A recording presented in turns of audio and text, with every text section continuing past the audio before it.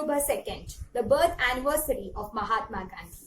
Mahatma Gandhi, the great, eminent personality India has ever produced, one of the greatest freedom fighters of all time, the one who propagated the ideas of peace, non-violence, etc. He is fondly called Bapuji, the father of our nation.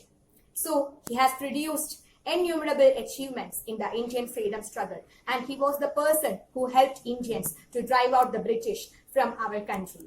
So today I would like to organize a quiz which is based on Mahatma Gandhi. So let me come to my first question. When is the International Day of Non-Violence celebrated? My first question is, when is the International Day of Non-Violence celebrated? Now let me come to my answer. The International Day of Non-Violence is observed every year on October 2nd. This day is also observed as Gandhi Jayanti in our country. The International Day of Non-Violence is observed every year on 2nd October to mark the birth anniversary of Mahatma Gandhi. And this idea was first proposed by Shirin Ebadi.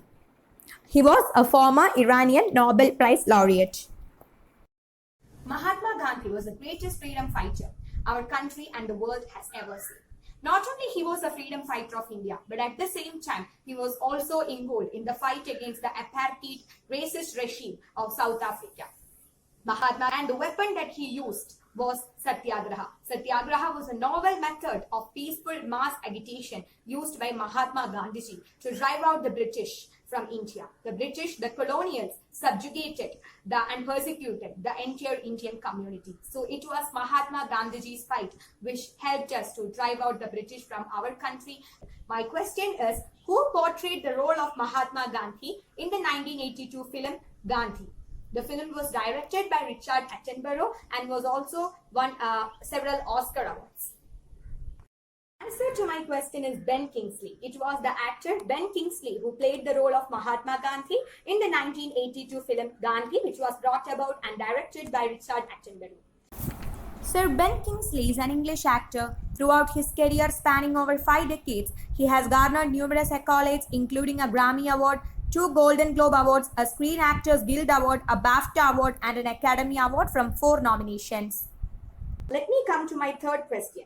In which year, Mohandas Karamchand Gandhi was named the Man of the Year by the Times magazine? The Times is an international magazine and it publishes a list of eminent personalities every year. And Mahatma Gandhi was ranked in the first position by the Times magazine. And in which year was he conferred that position? In which year was Mahatma Gandhi ranked as the #1 Times Person of the Year? The answer to my question is 1930. It was in the year 1930. It was the year also on which the Salt Satyagraha events had occurred in India. So Mahatma Gandhi was named the Time Person of the Year in 1930. M.K. Gandhi is the only Indian to be named Time Person of the Year, having been given the honor in 1930. The magazine described him as Saint Gandhi and later named him as one of the 25 political icons of all time. Now my next question is, besides being Mahatma Gandhi's death anniversary, 13th January in the country is also observed as which day? 13th January every year is observed as Mahatma Gandhi's death anniversary. But at the same time, it has 2 other prominent features also. The day has 2 special significances also other than Mahatma Gandhi's death anniversary. The answer to my question is Martyrs' Day and Anti-Leprosy Day.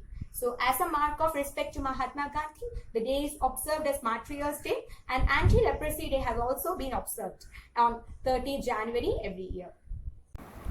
World Leprosy Day is observed internationally every year on the last Sunday of January to increase the public awareness of leprosy or Hansen's disease.